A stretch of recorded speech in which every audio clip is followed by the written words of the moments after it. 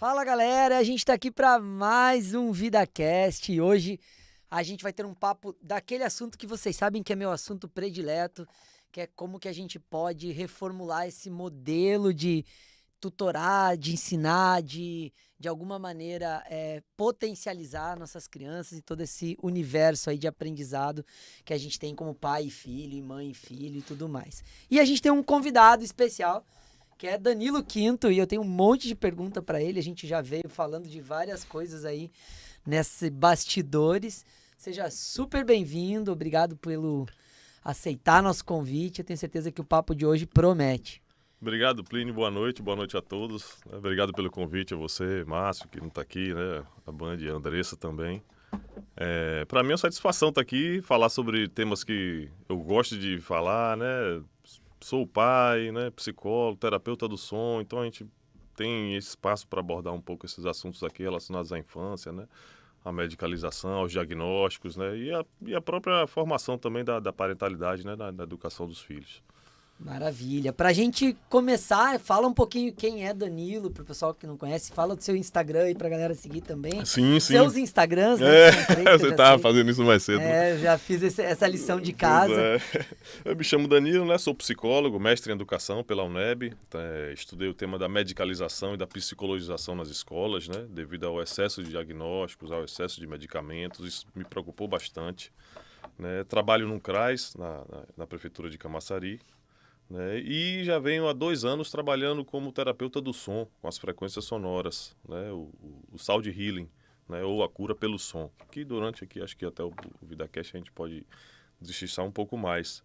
E minha jornada profissional foi sempre um pouco essa, né? De orientador educacional, professor universitário, né? Tentei conciliar essas profissões. Depois que Marina Morena nasceu, aí a coisa ficou um pouco mais apertada, né? E aí eu tive que direcionar um pouco mais esse tipo de trabalho. Mas é sempre prazeroso, viu, Plínio? Assim, de fato, eu agradeço aqui, a gente estava falando dos bastidores, né? É prazeroso muito falar sobre essas questões, né? Da Sim, infância. é importante. E eu acho que de alguma forma a gente precisa ter essa voz, ter essa fala, para a gente não ficar repetindo modelos pelo modelo inconsciente de repetição, né? Uhum. Eu gosto de falar isso, porque peraí, você estudou para ser pai, né? Eu sempre pergunto, e aí, estudou o que para ser pai? A pessoa toma um susto, né? Sim. E eu acho que a gente estuda para tudo e a gente às vezes acha que não precisa. Ah, não, isso é natural. Quando o filho nascer, a gente se vira. E quando o filho nascer, a gente se vira, a gente vai fazer metade da educação inconsciente e a outra metade repetindo os pais. Não tem nada de atualizar. Né? E talvez não funcione eu educar um filho em 2024 como se educava um filho em 1970, né? Sim, 70, 80, né, Plínio? Você já trouxe um ponto importante aí, né? Que eu acho que é um pouco a gente falar das redes sociais, né? Do mundo digital, que no nosso tempo, na nossa infância, né? A gente, né? Somos seres analógicos. Sim, né? Nem tinha, né? Era nossa xerox, infância se biblioteca. passava muito nisso. E, assim, um ponto que me preocupa muito, Plínio, é em relação à escrita, a escassez da escrita que havia no nosso tempo, um compromisso maior com a escrita, né? Eu digo a escrita manual mesmo, né? A escrita, a gente tem esse polegar opositor aqui, esse movimento de pinça, né? Que nos diferencia dos outros animais. Esse movimento de pinça é interessante para desenvolver outros elementos do nosso modelo cognitivo, como memória, atenção, percepção. Então, assim, na medida em que essa escrita ela vai passando para a digitação, né? Hoje, a geração de hoje, o cérebro de informação, ele digita mais do que escreve. Sim.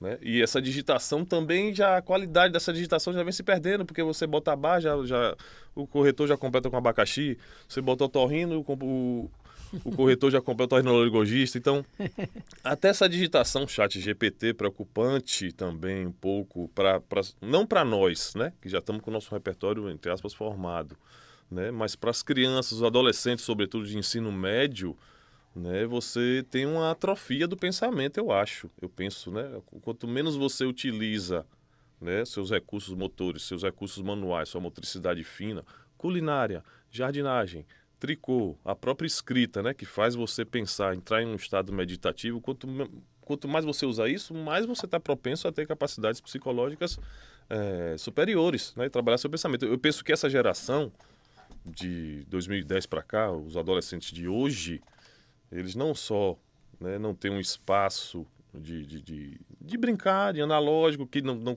faz eles não criarem esse repertório de resiliência, né? Uma frustração, uma rejeição, já é um...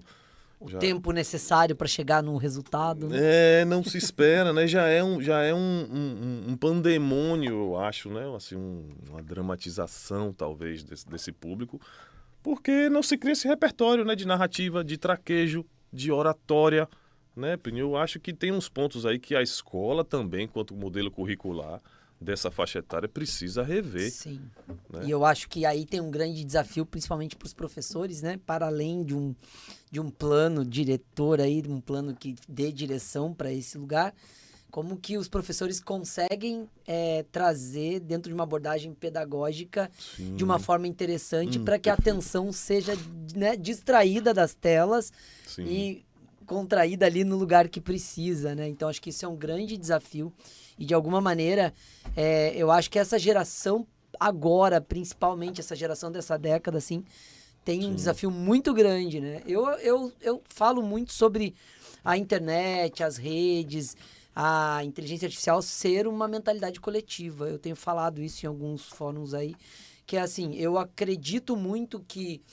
E isso vem de um debate com a minha filha muito simples. Eu era uma pessoa extremamente... nota 9.8, 9.910, né? Eu falava CDF, as pessoas não sabiam o que é, mas assim, eu era essa pessoa. E um dia eu tava com ela, estudando, acho que ela tava na 7ª, 8ª série, e eu falei assim, filha, na minha época eu sabia a capital de uns 140 países, né? Não é possível que você não saiba pelo menos da América do Sul, né? Meio que olhando com um olhar retrógrado, mas assim, chamando ela para esse lugar, né? Ela sabia todos os personagens das séries completas da Netflix e eu tava falando de um negócio de geografia que para ela falou, pai, mas isso é na sua época, eu só preciso de uma conexão de internet, eu lhe dou a capital, o PIB, a população do país que você quiser do mundo, né? E aí, nesse dia, eu comecei a fazer uma reflexão bastante profunda, porque ela usava o Google Home, que hoje em dia no Brasil é mais Alexa, mas ela tinha trazido o Google Home de fora, de uma viagem e tal. E a interação dela com o Google Home era extremamente profunda no sentido de conexão de conteúdo, que era como a minha interação com a biblioteca e o Xerox, a moça do Xerox, que gastava fortunas no Xerox, né? Então, fotocopiando enciclopédia. Então, assim, será que talvez não tenha aí um lugar para a gente fazer um uso adequado dessa interação? E aí, pensando no Google, nesse portfólio de conteúdo que é a internet, que a inteligência artificial hoje consegue ler e entregar de uma forma, né? Se eu souber perguntar, organizada, ela vai me entregar, né? Sim. Muito mais dinâmica. A questão é quanto de capacidade, aí eu gosto da sua fala, cognitiva, capacidade de estruturar, capacidade de conectar conteúdos, capacidade de organizar isso, as crianças vão desenvolver se elas não tiverem uma forma de desenvolver isso, né? Sim. Então, eu acho que a gente está por uma transição de geração mesmo, e eu acho que esse é um grande desafio. E talvez sua fala traga essa perspectiva de mudança, de desburocratizar a educação, Plínio. Eu acho a escola precisa se adequar. Estamos falando de uma escola hoje que é o modelo de escola do século XX. Sim, não vai Os professores do século XX, modelo talvez de escola institucionalmente falando, do século XIX. Os alunos são do século XXI. Sim, não vai funcionar. Então, o que você traz, né? Essa equação, a escola precisa encontrar uma forma de adequar essa tecnologia, né? No nosso tempo era a enciclopédia Atlas, né? Como você falou, hoje os adolescentes, qualquer conhecimento, qualquer informação, tem acesso na palma da mão. E a gente vai fazer o que com isso, né? E, infelizmente, eu acho que aí vem da elitização, do acesso por quanto custa a mensalidade, né? Porque você vê em escolas de alto padrão vários modelos, né, pedagógicos modernos, atualizados, onde as crianças são levadas a pensar, a provocar. Então, talvez também, eu acho que isso é uma questão que a gente aí já tem em alguns, né? Você pega uma escola Montessori, você pega alguns modelos, você vê outra abordagem de mundo, né? E já atualizada para o que você tem de conteúdo, né? Eu acompanho um pouco da escola, minha filha fez o currículo brasileiro e o currículo americano contraturno, assim, né?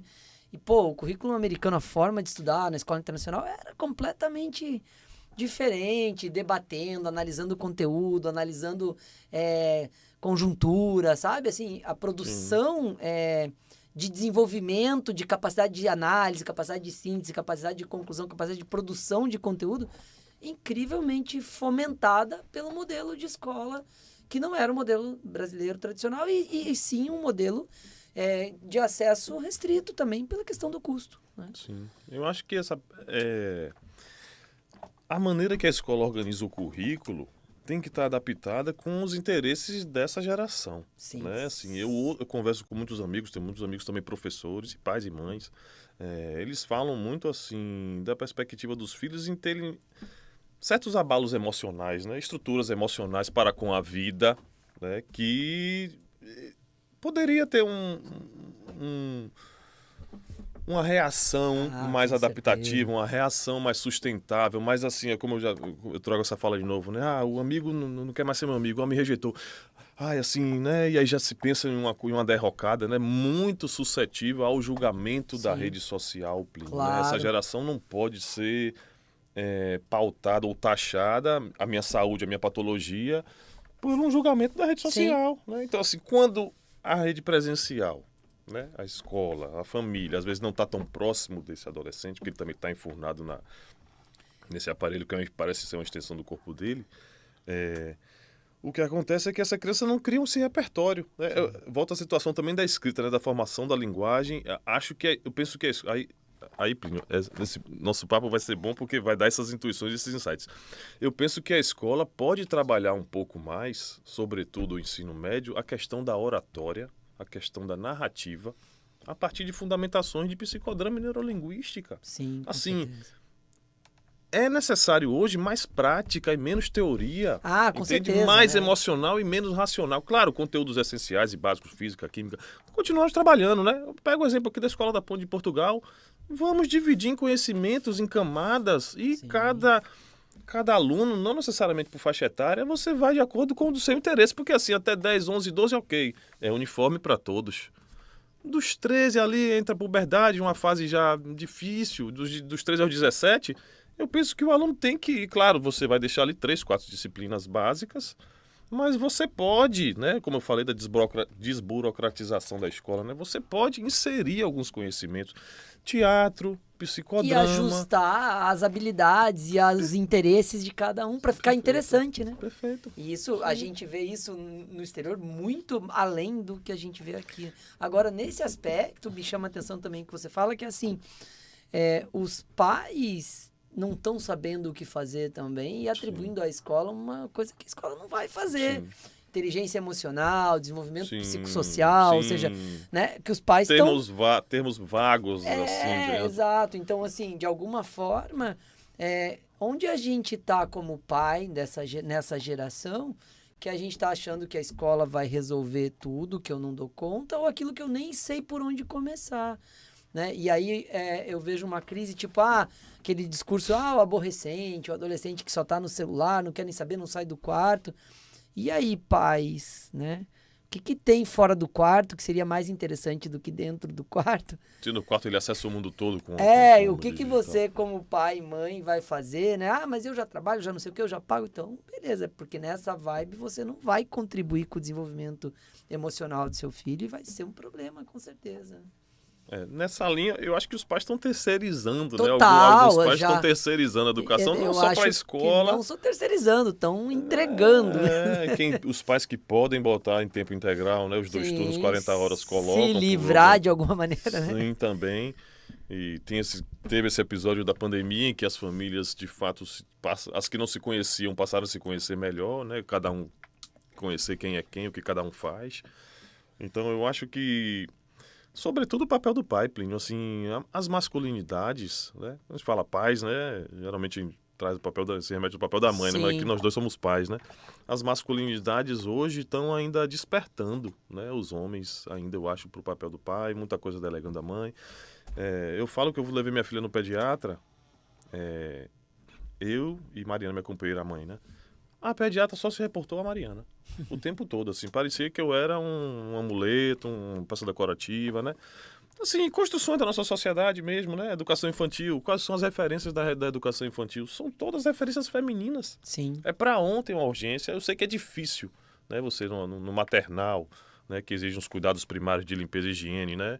É mais fácil a mulher fazendo um menino do que um homem fazendo uma menina. Isso eu entendo. Mas é primordial na educação infantil hoje você ter uma referência masculina, Sim. né? Para aquela criança. E de alguma forma faz parte também do movimento social, onde a gente tinha o homem pagando a conta Sim, e a provedor. mulher cuidando, Isso, né? isso hoje E já... por mais que esse lugar mudou, aí entra outro lugar, quando a gente faz os papéis do pai, os papéis da mãe, né? Sim. A mãe tá no lugar de trabalho, de ter sua posição social, de ter sua carreira, de estar num lugar, né?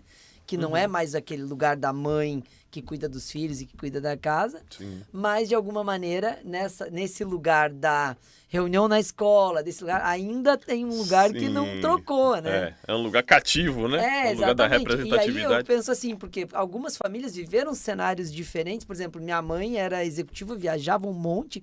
Então, eu via meu pai mais presente na escola, nesse lugar, do que minha mãe, na minha Sim. geração, que é década de 80. Então, Sim. assim, de alguma maneira, embora algumas pessoas já viveram um cenário diferente, ainda tem esse lugar muito, como você falou, você vai um marido e uma esposa numa reunião sobre a escola, né, ou vai numa médica, com quem que essa médica, com quem que essa pedagoga vai falar normalmente, Sim. né? Porque tem ali um arquétipo ainda construído, Sim. né, coletivo, que ainda é difícil de quebrar, né? Há de se naturalizar, eu acho, né? A presença dos homens na educação infantil, na educação dos próprios filhos também, né? Da forma como Claro. a sociedade enxerga isso, eu acho. Falando um pouco dos diagnósticos, né? E aí vem todo esse imbróglio que vai desaguar, né? Sim. A terceirização da família, a terceirização da educação dos filhos pela família para a escola. Isso tudo vai desaguar, né? O excesso de tela, né? Isso tudo, falta de socialização para o adolescente. Isso tudo vai desaguar numa era dos diagnósticos. Sim, clínicos, as né? rotulagens O todas. TDAH, o TDO, o transtorno desafiador positivo, dislexia, né? E por aí vai.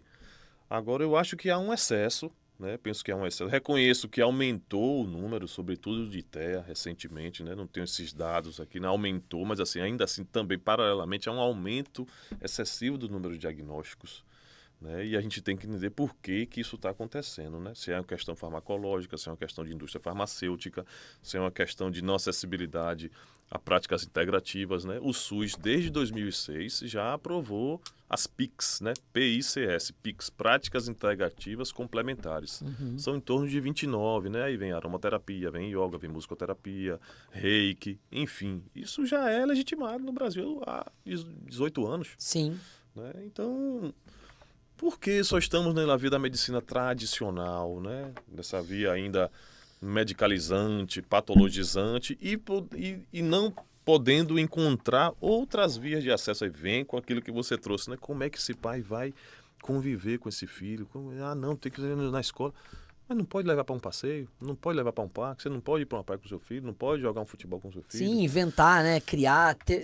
E outra coisa, a conexão emocional, né? Interpessoal vai se dar com convivência, né? E eu falo isso com muita propriedade de uma experiência de pai separado, né? Eu e minha esposa nos separamos quando minha filha tinha 2 anos. E eu consegui à distância fazer uma conexão, mas muito voltado para esse lugar. Peraí, onde que eu vou estar presente? Como que eu vou estar presente, né? Então, morando a 2.500 quilômetros da minha filha, eu consegui estudar com ela por 4 anos, 3 vezes na semana. Sim, né? excelente. Então, assim, minha tia, que é diretora, ela fala, você fez mais do que um monte de pai dentro de casa que não conseguia ajudar numa tarefa. E é sobre isso eu falo um pouco no livro que eu tô escrevendo, que é assim, como que a gente pode estar presente, né? E eu lembro de um evento que, bom, a gente usou a tecnologia, né? Então eu sempre falei assim, a tecnologia fez com que eu tivesse presente na vida da minha filha, estando separado e não morando com ela, né? A 2.500 quilômetros eu estive presente na vida dela de N maneiras, usando primeiro Skype, né? Antes do WhatsApp Skype, e tal. Sim. E depois o WhatsApp, e depois Zoom, mais recentemente. Mas assim, então, por exemplo, ela sabia a minha rotina. Eu ia numa reunião, tirava uma foto entrando na reunião. Tirava uma foto do lugar. E aí, aquela fase da criança que só responde joinha, né? Sim. Joinha, como que eu tiro algo a mais que joinha dela? E aí comecei a mandar foto do almoço, ou seja, comecei a participar da vida à distância, super digital, né? E de repente ela tava fazendo a mesma coisa. Mandando a foto do lanche da escola, mandando a foto do caderno. Dividindo a rotina, né? Porque é uma coisa de presença e que não é só física, né? Pela própria conjuntura que a gente tinha. E chegou um dia e a gente estudava, tinha as rotinas de estudo e tal. E aí aquela parte do CDF ajudou nessa hora, porque eu dava conta dos conteúdos mesmo 20 anos depois. Mas chegou uma hora que ela, pai, posso trazer uma amiga na sexta-feira online, porque ela tá com uma dificuldade em matemática, e o jeito que você explicou aqui. Aí eu falei, pô, né? Ganhei o dia, né? Assim, ganhei a história, né? E a gente conseguiu se manter presente, mas o estar presente demanda muito. Demanda esforço, demanda dedicação, demanda ela estar na minha agenda, né? Ela mora em São Paulo e eu lembro que uma vez eu estava fazendo minha agenda com a secretária e falei assim, ó, coloca a Júlia aqui 14h da quarta-feira que eu vou pegar ela na escola e vou mostrar com ela dela. O senhor tem reunião às 3h. Falei, ok, a minha reunião com a Júlia é até às 2h. Não, mas ela é sua filha. Falei, por isso mesmo, se eu não colocar ela na minha agenda, eu vou pôr ela onde, né? Sim. Então é sobre isso, porque os pais não têm tempo, não dá, tô no trabalho, mas peraí.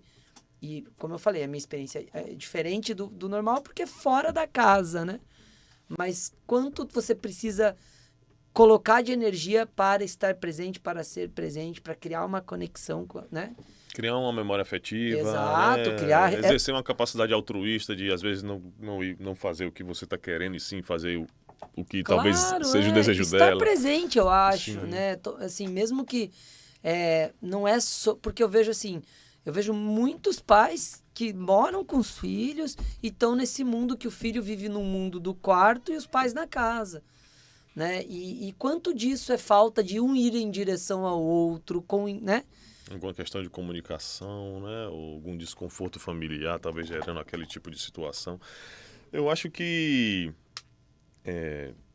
sua filha já deve ser adolescente, mas a criança... Ela tem 21.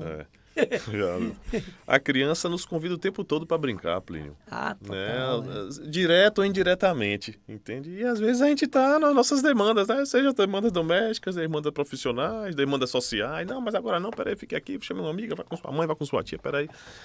E às vezes a gente precisa ter um pouco desse discernimento, eu acho, entende? Despertar um pouco para as formas de convite que a criança tem, claro, relacionada ao brincar lúdico, né? Todo, né? Pô, vem aqui, papai, não sei o que, você acha que é uma coisa irrelevante, mas para ela é interessante que você enxergue ali, aí faça esse vínculo, porque é o que você falou, daí que vai vir uma vinculação Sim. afetiva mais próxima, né, de diálogo, de narrativa, como eu falo, né, de oratória, né, de estímulo. E isso que vai fazer essa relação se fortalecer, eu penso, né? E agora, em contrapartida, por outro lado, aqueles que também se distanciarem, terceirizam, né? Essa criança, meio entre aspas, é o que eu vejo lá em Camaçari, atendo muitos adolescentes nessa situação, de uma espécie de desamparo familiar, sim, desamparo afetivo, desamparo emocional, né? Um pouco de sentimento de estar perdido, né? Desses adolescentes, que eu acho que vem disso tudo, né? Dessa cultura K-pop, né? Uma acessibilidade gigantesca e infinita a várias coisas, quando eles estão ainda querendo se descobrir quem são eles mesmos. Claro, e que eles poderiam ter uma referência no núcleo central familiar ali, que era uma referência importante. E eu vejo assim, que ainda que consciente ou mesmo inconsciente, essas crianças estão abandonadas. Né? Falta de atenção, falta de presença, falta da parceria. Seja porque os pais estão terceirizando ou fazendo, como eu vejo várias vezes nos lugares, que pegam um iPad e põe na frente da criança e deixa a criança ali para não incomodar, né? Ou, de alguma maneira, se ausentando por não conseguir acessar, né? Então, eu acho que isso é bem grave, porque a gente está numa fase que era para estar experienciando limites, para estar experienciando coisas com segurança dentro do núcleo familiar. A gente está ou pressionando, né? Porque a gente está sem saber lidar e está pressionando, entregando excesso de limite, excesso de cobrança, excesso de pressão, ou a gente está se ausentando como pais e essas crianças estão ali ficcionadas no mundo virtual, né? Muitas vezes, mas com certeza num lugar de abandono também, né? Sim, acho que passa por um conflito geracional também, né? Talvez, com certeza. Né? Isso acho que é bem... Isso dá um norte bem interessante, porque tem os preconceitos padronizados, né? Então, é o que eu falo sempre, quando eu conto essa história da minha filha, assim, pô, esse celular, eu falei, se eu não tivesse introduzido a minha conexão com o celular com a minha filha, ela saberia meu nome, saberia que eu era o pai dela. Porque a gente conviveu por celular. Boa parte da infância dela. Boa parte, porque a gente se via 4 vezes por ano, fisicamente, presencialmente, e o restante era praticamente diariamente no digital, né? Então, é uma experiência que pode mostrar quanto pode ser positivo, né? E eu acho que isso vai para além disso, que é como que a gente vai usar isso a favor da conexão, né? Como que a gente vai fazer isso... Porque essa geração é uma geração muito digital, muito conectada. Tem uma experiência que eu passei com o Júlio, a gente estava no hotel, falei, Ju, vamos pedir alguma coisa na pizzaria. Acho que a gente perdeu o horário do hotel e tal. Eu falei, vamos pedir uma pizza e tal, e comer aqui no quarto dela. Ah, pai, beleza. Eu falei, pede aí dela. Presta seu celular. Eu falei, não, liga aqui, ó. Peguei um folder da recepção e entreguei pra ela. Pai, eu não vou ligar. Querem fazer esse tipo de eu acho que era o quê? né? 14 para 15 anos. Ela falou, pai, eu não vou ligar. Querem fazer. Falei, por que, Ju? Né? Eu tentando pensar, caraca, essa menina precisa interagir com gente, né? Dela, pai, deixa eu lhe explicar uma coisa. Meu nome é Júlia Keiko Kawamura Bevervanso. Para eu conseguir que ela escreva meu nome correto, eu tenho que inventar. Eu falo Júlia Maria. E ela ainda vai escrever alguma coisa errada. Falei, Ju, dela, pai, se eu entrar com a minha conexão, meu nome já vai estar lá. Só vou atualizar o endereço do hotel e eles vão me entregar. Eu, Ju, fala com a pessoa. Ela, pai, não dá. Eu falei, a pessoa vai perder o emprego, Ju. Tá apelando, né? Dela, pai, entenda uma coisa, você é empresário, você devia achar legal a minha geração, porque você não vai precisar ter essa pessoa para atender. Diga aí. O pensamento dela. Então, veja só, eu tentando fomentar a comunicação, a desenvoltura. Aí o Ju, então vamos sair, vamos lá pedir no balcão, né? Dela, pai, tá louco, você não entende a tecnologia. Então, assim, 14 anos me dando um olhar de, né, precisa realmente dessa interação social, e aí você tentando mostrar que precisa. E a gente vai para um lugar, as escolhas, vamos escolher fazer, vamos escolher buscar um lugar onde a gente interaja, que a gente possa conversar, né? Então, acho que isso são escolhas dos pais também, né? E passa por esse interesse legítimo em estar presente na vida, né, dos filhos. Não só na hora de reprimir. Não claro. Só na hora de mostrar cobrar, autoridade, mostrar, né? Isso aí. Aí entra um super problema, né? Eu acho que a nossa geração, né? Somos da década de 80, foi educada muito pautada na base da disciplina e da autoridade. Né? Pode, não pode, Sim. Isso aqui é o limite. Claro que na nossa também, com nossos filhos, a gente vai colocar isso. Mas eu acho que falta um pouco de cumplicidade afetiva das mães, dos pais, né? E de alguns pais dessa geração também de hoje. Porque a gente, assim, o limite pelo limite, a criança, ela vai ter a compreensão, mas se os assim... pais não derem, a vida vai dar, no final. Isso, mas assim, se você não tiver uma cumplicidade afetiva com o seu filho, quem é que vai fazer? A cumplicidade afetiva vai trazer essa segurança, essa confiança, né? De porto seguro, né? Diálogos constantes, de porto seguro, né? Como eu volto a falar sobre a questão da oratória, a questão de traquejos, a questão de narrativas, ser importante para essa geração que tem escrito pouco e digitado também pouco, né? Porque a tecnologia completa a frase, elabora o texto, né? Para uma geração que está em construção de repertório, é perigoso isso. Sim. Isso pode causar uma... Aí vem a questão da defasagem, né? Não é do déficit de atenção, né? Ou da questão do devaneio, da divagação, né? Mas um déficit de repertório social. Sim. Um déficit de resiliência. Por falta de interação até, né? Sim. Porque a interação é digital, ela é maquiada por um avatar digital ali e de alguma forma... Um algoritmo, né? O algoritmo mágico. E as coisas acabam sendo superficiais, talvez, né? Eu gosto que quando você fala essa questão do papel dos pais para além do disciplinar, controlar, entregar a regra, né? Porque, no fundo, eu sempre tenho falado sobre a autonomia que você quer nos seus filhos, né? Se a gente precisa realmente de filhos obedientes, né? E eu tenho uma proposta dessa, que é um curso que a gente fala que é assim, ó, eu não quero filhos obedientes, né? E aí o pai se inscreve ou o filho inscreve o pai, né? Já tá dando um recado. Né? Então, assim, de alguma forma, a gente não precisa de pessoas obedientes, a gente precisa de pessoas autônomas, a gente precisa de pessoas com autenticidade, né? Pessoas que saibam o que querem, que saibam determinar os limites à sua volta e tal. Mas a gente cria filhos para dizer sim senhor, isso não funciona mais. Uhum. Né? Já tem muita gente virando essa chave. Esperar o pai sentar na cabeceira para começar a janta. Não, eu pratiquei isso, eu era um filho bem desafiador. Já tem assim, famílias que isso é muito ainda, né, tradicional. eu costumava assim, eu tinha várias frases da minha pré-adolescência, ali 11 anos, 12, eu comecei, né? Estabeleci uma reunião dizendo que eu não aceitaria mais nenhuma ordem sem explicação completa. Né? Dentro de casa. E aí começou os problemas geracionais. Começou a cutucar. A ordem só fundamentada, só receber a exatamente. E aí meu pai falava, eu olhava para ele e falava, o senhor me comprou na feira só para saber porque tá dando ordem e tal, né? E de repente eu fui comprado, não sei se... Você correu isso, naquele tempo a coisa ainda... Não, era bem sério, isso foi bem sério. Isso se resolveu com Raider muitas vezes. Né? Esses meus diálogos. A sandália, né? Raider é a sandália, né? Exatamente, com Raider nas nádegas. Mas assim, de alguma forma já era um interesse num diálogo verdadeiro, numa relação de igual para igual, e aí eu provoco isso nos pais também. Será que é possível? Não, jamais. Como que eu vou tratar meu filho de igual para igual? Então nunca vai dar certo. Porque se você está atropelando seu filho igual um trator, você nunca vai conseguir o respeito, você nunca vai conseguir aquilo que você pretende com esse modelo, né? Os pais gostam de adultizar, né, a criança, né? Querer que a criança enxergue com os olhos do adulto, né? A criança vai enxergar com o olho dela, com o olho da infância, com o olho da brincadeira, com o olho da ludicidade, com o olho da fantasia, né? Com o olho da imaginação. Passa muito por isso. E isso que você falou é bem interessante porque, assim, eu não posso olhar para um problema que minha filha está tendo aos 15 anos com o meu olhar de 45 só.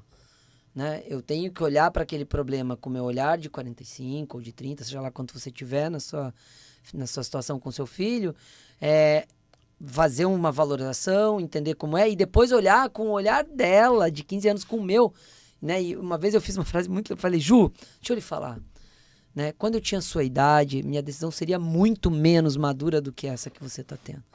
Né? Então, eu, nesta idade, fiz isso. Ela, nossa, pai, tô muito melhor que você. Então, assim, aí eu me igualo a ela nessa hora e depois eu falo, agora, com a minha idade atual, eu consigo ver dessa e dessa forma. Veja o que você pode aproveitar disso, fazendo uma transposição, porque eu não posso exigir que você pense como uma pessoa de 35 anos, mas eu estou lhe dando uma experiência de 35 anos para você usar como base para sua decisão. E aí eu não pressionei ela, né? Eu não posso querer que ela tenha uma decisão com a minha cabeça de 35 aos 15. E aí quando eu comparo, aí ela fala, pô, pai, que massa. Então, na sua época você... não, eu não vou fazer essa loucura, não. Você era muito doido, né? Então, assim, você vê que você equaliza o jogo. Sim. Né? Eu acho que essa adultização, Plínio, né, e passa a adultização, a medicalização de forma institucional, a psicologização de forma institucional e a adultização de forma familiar, né, eles três têm esse ponto em comum, que é você impor a criança, né, de forma até vertical, eu acho, de cima para baixo, né, sim, você autoritariamente, oprimir, né? A criança, não, você vai ter que ser isso. Tô na 4ª série, a partir de agora, não tá mais no jardim. Agora todos vocês vão ter que andar vestidos, fardados na escola. Mas agora eu já tenho 11 anos, então a partir de agora você já vai fazer, né? Sempre um conceito de polido ou de reprimir, né? Podar, eu acho, né? A infância, ela vem sendo muito podada pela sociedade por dois pontos, né? Acho que 2 prismas, o prisma escolar e o prisma familiar, eu acho. Por mais que esses adolescentes busquem outras vias, busquem suas tribos nas redes ou no presencial, né? Esse cuidado da poda, né, nós temos que ter com a infância e a adolescência, porque é uma compressão de vários fatores que você acaba comprimindo a subjetividade do adolescente, né? Muitas coisas ao mesmo tempo, dúvidas relacionadas à puberdade, dúvidas relacionadas à sexualidade, aceitação, o rosto cheio de espinha, questões estéticas, julgamento de rede social de quem nem você sabe quem é e aquilo ali pode acabar seu mundo. Então, assim, o adolescente, né, ou a criança, ela primeiro precisa ter noção de quem ele é, quem é a sua família, quem sou eu de fato, né? Quais são minhas preferências, os meus costumes. Isso cada vez mais vem se se extinguindo, né? Dada essa, entre aspas, negligência das famílias em relação à educação dos filhos, porque as famílias entendem que estar pagando implica em se ausentar do processo educativo. E essa premissa não é verdadeira, né? Claro. A escola tem um compromisso de transmitir o conhecimento. A educação, eu penso que seria da família. Né? Educação de valores, né? Claro que você dá educação cívica, mas assim, a escola transmite o conhecimento acumulado e vai passar para a criança esse conhecimento. E, embora a gente aqui já questionou, né, quais são esses conhecimentos, sobretudo no ensino médio. Né? Acho que a educação financeira é um ponto que deveria... Falta, né, também, de currículo, eu acho, Plínio, eu penso assim, né? Armadilhas e possibilidades, né? Não estou aqui falando nem estímulo de aposta e nem essa educação financeira, o que é o tesouro direto, o que é a aplicação. As pessoas têm que ter essa noção. Já hoje o dinheiro é uma coisa muito presente na nossa sociedade hoje em dia. Sim. Então não tem que demonizar o dinheiro e também não tem que endeusar o que é o dinheiro. O dinheiro é isso, é uma moeda de troca, eu tenho que saber operar com esse dinheiro. Então, assim, educação financeira no ensino médio, curricular, para ontem. Volta de oratória, narrativa, né? A partir do conhecimento de psicodrama e neurolinguística, também o segundo grau precisa trabalhar com esses adolescentes isso. Ai, meu Deus, minha família, constelação familiar. Faz no psicodrama, toda quinta-feira um psicodrama, bora, minha gente, vamos botar pra fora essa emoção. Porque assim, 20 minutos de recreio, Plínio, vamos falar só na estrutura temporal da escola, 20 de recreio, o resto tudo conteudista. Não vai, né? Eles já têm aqui o que querem buscar. Exatamente. Talvez ele nem precise, né? Nem precisa. Claro, professor, não tô aqui descartando, não é nada disso, minha gente. Não para ninguém generalizar depois dizendo que eu sou, né, anti-escola ou anti-professor. Não é essa a questão. Que não deixa de ser um pedacinho. O aluno hoje tem um acesso que a gente não teria, como eu falei. A gente buscou enciclopédia, então assim, ele tem esse acesso hoje. Então, assim, cabe à escola, por onde ele está querendo caminhar, né? Acho que esporte e lazer tem que estar mais presente ainda, não só vinculado à educação física, uma coisa mais permanente de formação de atleta, formação da cidadania. Sim, do próprio conceito de saúde atualizado, né? Que tem que fazer parte da sua vida, né? Biologicamente Por que não integrar algumas práticas integrativas, algumas PICs, na escola? Sim. Entende? Ao invés de você trazer TDAH, dislexia, TDO, só psicodiagnóstico e patologias barra doença, por que não trazer as práticas integrativas? Né, que é o tema, né? As terapias alternativas, né, holísticas, mas a gente pode chamar de práticas integrativas complementares. Né? É uma via, não é a solução, mas é uma ferramenta que essa geração precisa para escoar essas emoções que para eles são confusas. Eu vejo no meu atendimento no CRAS isso, eu sinto isso. Imagino, e de alguma maneira, você, né, colocou bem assim, eu acho que a escola como complemento, e se ela ficar só com a parte formal, ela vai perder uma coisa que eu acho que é fundamental, porque a escola é a experiência social fora de casa. Sim, perfeito. Né? Então, assim, a experiência social fora do núcleo familiar é a escola. E será que vai ser só matéria e prova, matéria e prova, matéria e prova? Isso já está ultrapassado. Né? Então, assim, de alguma maneira, eu acho que a gente tem que aproveitar e eu penso muito assim, ó, núcleo familiar, experiência social segura e treinável. Escola, experiência social fora de casa para ver como que foi o desenvolvimento. O que vamos pôr em assimilou em casa, né? Isso, joga lá para ver como vai desempenhar. Com outros psiquismos ali, né? Então, ou seja, você vai entrar numa coisa mais coletiva e aí vai fazer experiências, né? De espelhamento, de entender, de projetar. E aí tem essa intermediação. Claro, e aí essa interseção aí de seres, né? E que volta para casa e que precisa encontrar pais estruturados psicologicamente para fazer a retaguarda para terça-feira, né? E daí na quarta fazer a retaguarda na quarta. Agora, se a gente tem isso, volta, se tranca no quarto, os pais não interagem, não estão nem aí, a gente cria uma bagunça e aí a gente vê, eu acho que a geração atual tá muito nessa vibe, muito mais cedo as crianças bugando a mente mesmo, né? Outro ponto que eu acho que vai na mesma linha disso que você está falando da bugando a mente, né? Essa geração vive numa era do excesso. E talvez também a gente não tenha vivido, né? O excesso de escolha, de streaming, né? Netflix, sim, os paradoxos da escolha loucamente. O excesso do que comer pelo Zé Delivery e pelo monte de outras coisas mais, né? O excesso de escolha de roupa, o excesso de rolês, tudo é excesso. Então, assim, e vai escolher o quê? Né? Porque no excesso você não sabe o que pode escolher. Né? Então, daí vem também a divagação. Né? Claro. Muitos estímulos. O que é que eu vou escolher? Tem uma coisa aqui, tem outra coisa ali. Peraí, o que é que eu vou pegar? Não sei. Estou disperso. Eu estou disperso? Será que eu estou hiperativo? Será que eu estou com déficit de atenção? Não, a sociedade está lhe apresentando como nunca antes né? Uma quantidade de inputs, Um leque de inputs que antes e assim, e a criança não tem ainda esse repertório formado para lidar com toda essa quantidade de não estímulos. se apropriou de quem é ainda, né? Exato. E acaba não conseguindo chegar onde ela deveria para saber quem é, E não né? sei se vai se apropriar caso continue usando a rede social para saber quem ela é. Claro. Porque a rede social não é indicativo de identidade ela de ninguém. vai dar a identidade de um avatar que ela tem construiu. Tem que fazer um ali, mergulho no autoconhecimento dela, vai fazer uma psicoterapia, vai caminhar na natureza, vai fazer trekking de aventura, vai fazer qualquer coisa, vai fazer um esporte, vai fazer futebol, né? Mas as instâncias de autoconhecimento não estão só também vinculadas à escola ou à família. Sim, né? com certeza. Você pode buscar esses caminhos também, porque hoje você tem acesso a tudo. E para além disso, eu acho que a gente tem que pensar que precisa de uma estruturação do núcleo familiar que ainda está distante, né? Sim. Que a gente ainda é a geração que tem filhos hoje e que a gente ainda não se psicoterapeutilizou suficientemente. O nosso modelo de família talvez seja o dos nossos pais impuseram a nós, né? A gente esteja bagunçado ainda, né? Sim. Deixa eu dar uma lida aqui, o pessoal tá firme aqui, ó. O Lucas Dória já começou dizendo que Danilo é fenomenal. Aí, Lucas Dória. Futebol na veia. É isso aí. Aí, Eduardo, grande Danilo Quinto, conhece demais. Papo massa, tia Carmen. Obrigado. Boa noite, pessoal do VidaCast.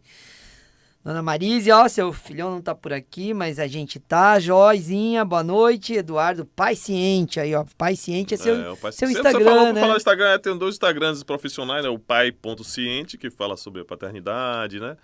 Aspectos sensoriais, brincadeiras, o pai como cuidador primário durante o puerpério. Eu trago um material interessante em relação a isso, os primeiros 3 anos, né? Que a gente precisa garantir nos primeiros 3 anos da criança o andar ereto no primeiro ano, o falar no segundo e o pensar no terceiro. Né? São os 3 pontos fundamentais, né? Assim como mais tarde o movimento de pinça, e aqui eu gostaria de citar o documentário de Jorge Furtado, Ilha das Flores, um documentário de 93, 94, um curta-metragem, que ele fala sobre isso, sobre o polegar opositor, né, do ser humano ser o único mamífero que tem esse polegar opositor e permitir esse movimento de pinça. Esse movimento de pinça nos dá uma série de condições de manusear ferramentas, de fazer motricidade fina. O uso da racionalidade a partir de uma capacidade, né, motora nossa, né, exato. Que com o digital isso foi um pouco se perdendo. Não é nostalgia nossa, entende? É uma questão física que o humano precisa desenvolver. Através da escrita, o seu cognitivo pode explodir, bem como através da digitação e da escassez, né, da digitação, que cada vez mais se digita menos, esse cognitivo pode estar comprometido. Né? Porque assim, se eu não escrevo, eu não entro. Que a gente já tem o que próximo escrita, episódio. A escrita a escrita é você entrar em um plano meditativo para você escrever qualquer claro. coisa. Mesmo que você dê uma cópia, você tem que estar em silêncio e você manusear aqui. Produzindo ali, né? Então, as conexões. Se você para de escrever, você está digitando, você não tá mais. Você nem tem mais esse tempo, esse espaço meditativo de você com você mesmo. Então a digitação vai, bom, você consegue um monte de lugar, já completa a minha frase, que bom, esqueci se abacaxi é com assim, é com E, é com X ou com CH. Ok, é interessante, mas assim, para quem está se formando, para um cérebro em formação, né, a escrita ainda é um bom caminho de autoconhecimento e de formação dessas funções psicológicas superiores, né, que é o modelo cognitivo como um todo. Sim, que a gente atualmente trabalha, né? Aí, Maria Carvalho, parabéns, Danilo, bom te ouvir. E a galera tá com o fã-clube todo, né? Aí a mãe depois tá sempre tem que falar outra página profissional do Som que Vive, mas aí pode... Renata Múcia, excelentes reflexões, e Augusto Santana, parabéns, Danilo. O fã-clube tá todo aqui. Tá todo mundo aí. E conta aí sobre a questão da terapia do som. Sim, a terapia do som. E aí vem o outro Instagram profissional, né? Som que Vibra. Né, a medicina do som, ou sound healing, né? Healing, cura, sound, som, né? A cura através do som. Prática oriental já bastante antiga, milenar no Oriente, que agora aqui através do Ocidente, aos poucos a gente vem retomando ela, né? Algumas pessoas associam com xamanismo, mas é terapia do som, através de frequências sonoras medidas em hertz.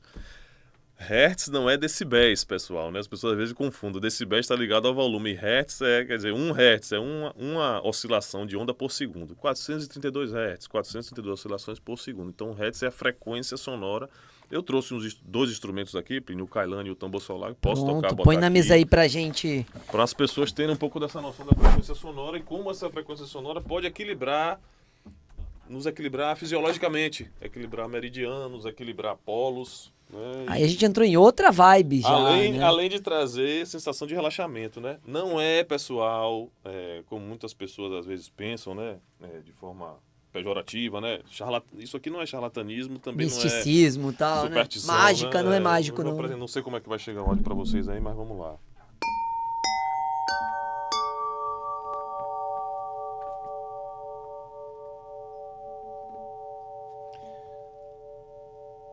A extensão do som é o que vai estar mostrando pra gente essa frequência sonora, né? Veja que assim...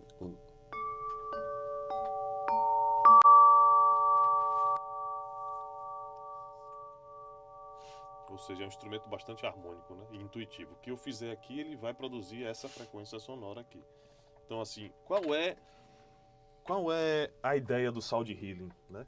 Nosso corpo é 70% de água, Plínio. E essa vibração aqui, a vibração organiza a matéria, né? A vibração organiza a matéria. Na medida em que a gente vai tocando, o nosso corpo ele vai se equilibrando, né? Como se nosso corpo fosse um instrumento desafinado, né? E na medida que a gente toca, a gente vai afinando esse corpo. O corpo desafinado é ele que vai adoecer, entende? Quando você adoece, tem algum elemento do seu corpo, e isso a medicina integrativa traz essa ideia, algum ponto do seu corpo que está estagnado. Em desequilíbrio, né? Em desequilíbrio, estagnado, em desarmonia. Não fluindo, né, na vibração que precisa fluir. E esses instrumentos, alguns deles ancestrais, tem tigela tibetana. Eu não trouxe tudo, né? Tigela tibetana, flauta nativa, né? Tigela de cristal. Esses instrumentos ancestrais, eles harmonizam, né, essa nossa perspectiva líquida de 70%. Né? Então... E como eu sempre toquei percussão, né? 20 anos tocando, e ponto, aí vem psicologia. Já né? veio pra mesma vibe, terapeuta né? do som. Toca um pouco do tambor solar aqui pra vocês ouvirem esse som aveludado. E geralmente a gente faz, Plínio, com os olhos vendados pra gente aguçar os outros sentidos, né? Principalmente a audição. Né? A audição e o tato.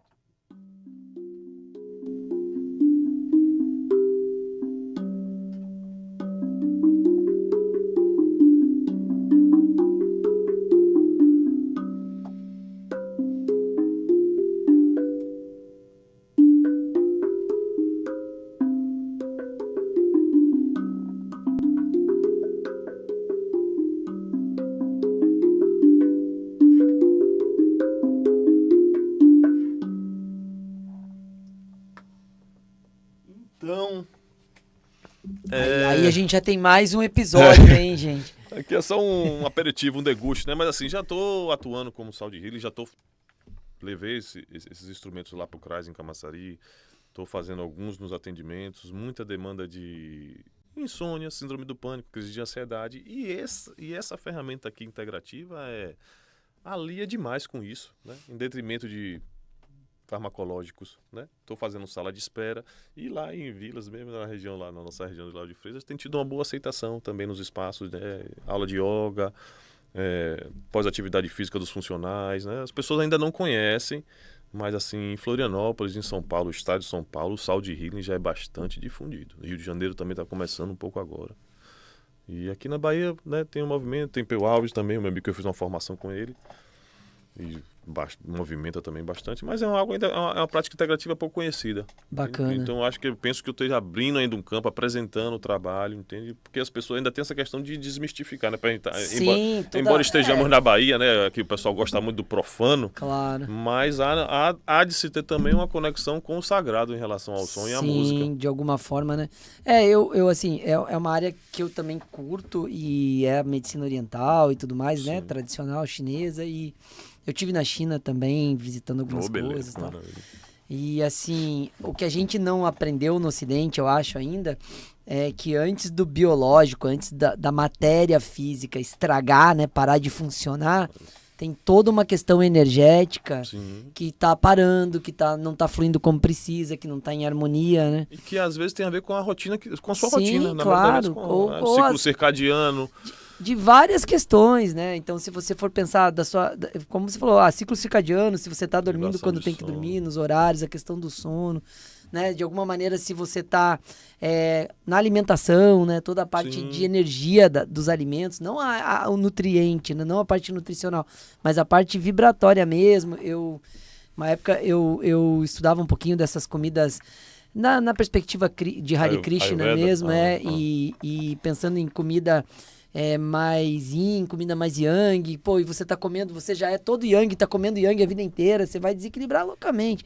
Então, assim, tem várias coisas para além da medicina, né, biológica, ocidental, tradicional, que vem da medicina tradicional chinesa e que já tá há 3, 4 mil anos sendo aplicada e a gente ainda nem alcança, né? Então, eu acho que sim, a gente tem que olhar de alguma forma como que a gente pode trabalhar essa parte energética, essa parte, né, de equilíbrio, antes da gente ter que lidar com a medicina padrão, né? Então, acho que isso é bem legal. E aí a gente já tem o próximo episódio. Eu acho que e o nosso tema, a infância e a adolescência, eles estão pedindo um pouco dessa visão, eu acho, da escola, uma escola mais holística.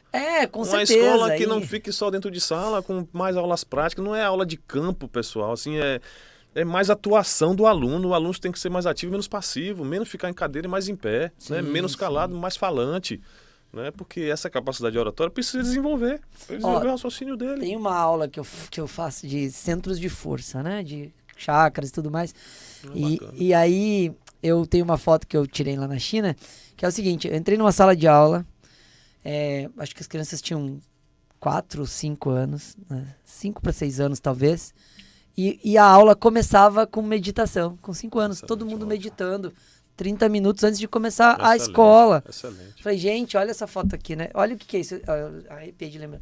Tipo, a escola ensinando a importância de entrar em equilíbrio para você abrir, expandir sua consciência, absorver o conhecimento de forma mais ampla, não até só... enquanto o grupo pedagógico, eles estão harmonizados já, eles vão aprendendo. Já estão na mesma vibração. Na mesma vibração. Então, assim, e a mesma coisa, e depois eu fui pesquisar isso, e aí, assim, a escola lá perto de ir para a faculdade já, antes de uma aula de física, começa com meditação.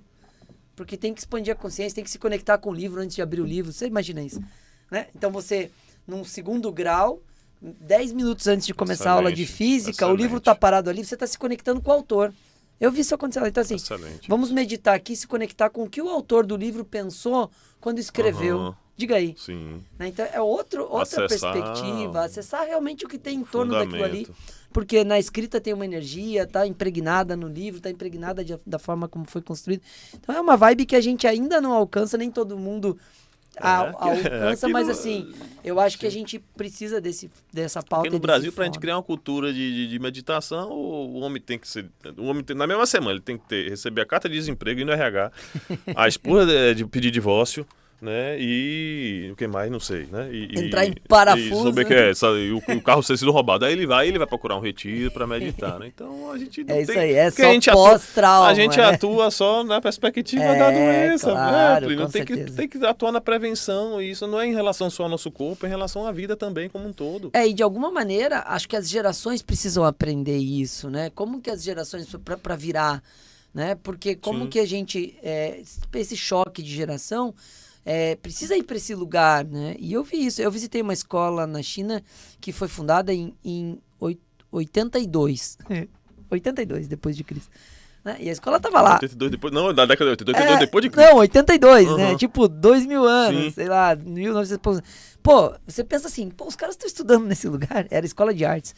É incrível, assim. Ou seja, o que tem de conhecimento ali que a gente nem enxerga? Né? Como que a gente pode olhar para isso e entender que isso... Mas esse é um tema bem legal, eu super curto. É uma outra vibe. Você pegou um outro Plínio aqui. Sim. Tirou outro Plínio aqui então a gente pode do bolso. É uma vibe massa. Eu acho assim, fechando um pouquinho, né? Pra gente ir até pros finalmente aí, que a gente já tá na reta. Passa rápido esse negócio. Passa rápido mesmo. Né? A próxima a gente pode fazer um cast e a sessão, porque no final da sessão você vai sentir um pouco da vibração. Agora entendi, sim. A gente vai harmonizar aí os nossos VidaCasters aí. Então, assim, eu acho que a gente tem que olhar realmente para que modelo de educação a gente consegue operar dentro das nossas limitações geracionais para conseguir uma geração que consiga enxergar o que a gente não enxergava. Senão, a gente vai criar filhos tão míopes quanto a gente em relação à realidade atual. Filhos dependentes. Dependentes, não autônomos, obedientes, né? Tipo assim, a gente vai criar as pessoas limiar limitadas. De frustração baixíssimo, não lida com o que dá errado, não sabe o que fazer quando dá errado, né? Então acho que isso é um desafio mesmo e a gente faz parte dessa virada, né? Sim. Queria um de nós, né? Sermos como o Roberto Benigni na Vida é Bela, né? O filho ali naquele campo de concentração incrível, e ele fingindo que é uma gincana e fazendo piada com que os guardas alemães, né? Que perspectiva. Isso, eu acho que é um grande também. Ó, pra gente fechar aqui, galerinha, ó, que conversa bacana, quanto ensinamento. Maravilha, que bom. Assunto especial que vai ajudar muitas pessoas. Que ótimo episódio, já podemos convidá-lo para um próximo episódio. Já tá convidado, né? A gente tem várias vibes aí. A gente pode vários oréganos aqui na mesa pra gente viajar. Amigão, então faz sua consideração final pra gente arrematar. E aí a gente já deixa um gostinho de próximo episódio aqui. Eu queria agradecer você, a Band News, a Andressa também pelo convite. Para mim é um prazer estar aqui falando um pouco da minha experiência profissional, das práticas, da minha visão de mundo, um pouco da minha paternidade, tudo que eu acumulei ao longo desse tempo, né? Humildemente, né? Não é nada também muito fora de série. Mas eu acho que o recado que fica é um pouco esse, Plínio. As famílias estão acuadas, né? Minhas considerações vão muito nessa linha. As famílias estão um pouco acuadas em relação à educação dos filhos, terceirizando um pouco para as escolas, independente do padrão social, né? Eu atuo no CRAS lá, é um público com bastante escassez, muita pobreza, e é o mesmo perfil também, né? São pais ou mães a maioria das mães solo que delegam para as escolas, bem como também se for uma família da elite, né? Até a da elite até mais, porque assim, eu tô pagando Isso, 5x. acho que é a mais crise. Eu tô pagando 5x, você resolve o problema aí. Isso eu tô pagando, eu sou o cliente, né? Mas assim, aí. a educação não é uma matéria-prima que você trata como produto assim de forma muito crua. Né? Eu sou o cliente, então eu vou ter que pagar. Não, vai ficar fria, né? Vai ficar crua, né? Literalmente. Então, assim, esses pais também têm que fazer pouco da participação deles, né? E fica um pouco dessa minha preocupação também com a adolescência, com o modelo escolar institucionalizado, sala de aula, carteira enfileirada, hora de recreio limitada, né? Quando o adolescente já está ali numa perspectiva muito de ganhar o mundo. Sim, né? Modelo corporal, de cobrança. Intelectualizado, tá fazendo produção de texto, mas o celular e as mídias digitais já favorecem ele a isso, né? Essa a famosa geração TikTok, né? A famosa geração TikTok. Então, na medida em que eles estão expostos a isso, né? Por outro lado, também não desenvolve essa capacidade da resiliência, né? Os pais também não se aproximam. Então, assim, é uma cisão de muita coisa, eu acho, né? Escola e família, o adolescente ali no meio um pouco perdido, querendo se achar, né? Buscando psicoterapia, outras ajudas, o que quer que seja. E a gente meio que no meio desse fogo cruzado, né? Eu falo como psicólogo aí, coisa de 15 anos eu tô atuando em Camaçari, é mais ou menos nessa mesma linha, né? Críticas em relação à escola como instituição, e a gente não vê essa perspectiva mudar, né? Agora, assim, queria lançar essa luz, para não dizer que a gente ficou só na crítica, né? Eu queria também sinalizar a necessidade dessa implementação, eu acho, da educação financeira, de possibilidades e armadilhas, que fique aí essa ideia lançada no ar, e da oratória, né? A oratória / mediação de conflitos. Você falou um pouco de habilidades emocionais e sociais, mas assim, eu acho que a oratória, que é o que se perdeu na medida em que deixa de escrever e digitar, vai retomar a capacidade dessa criança, desse adolescente, de pensar por si só, né? E aí eu queria deixar essa dica, que o filme que estreia amanhã é Robô Selvagem. Olha aí. Robô Selvagem, ainda vou assistir. Ele faz o caminho que a gente está precisando fazer. Se conectar com a natureza, se conectar com o universo. Um robô, né, mostrando que isso é possível, né? Enquanto Com a gente... o inverso, o nosso oposto, né? Nós estamos nos conectando com a tecnologia e o robô, a tecnologia, vai se conectar com... Agora tem que ver como é que se desembola esse filme aí. Maravilha. E aí, assim, a gente chamou atenção pra caramba aí do papel dos pais, né? Como que a gente vai atuar nesse lugar. Eu quero fechar com a pergunta, qual é a relação que você quer ter com seu filho, que memória você quer deixar registrada no seu filho, né? Como que você quer ser lembrado. Acho que isso leva a gente para um lugar de participar mais, de interagir mais, de estar mais consciente. Obrigado. Obrigado a você. Felizão com o papo. Tem várias conexões aí pra gente. Precisamos de mais algumas horas e a gente vai com certeza remarcar mais um episódio aí pra gente avançar. Valeu, gente. VidaCast.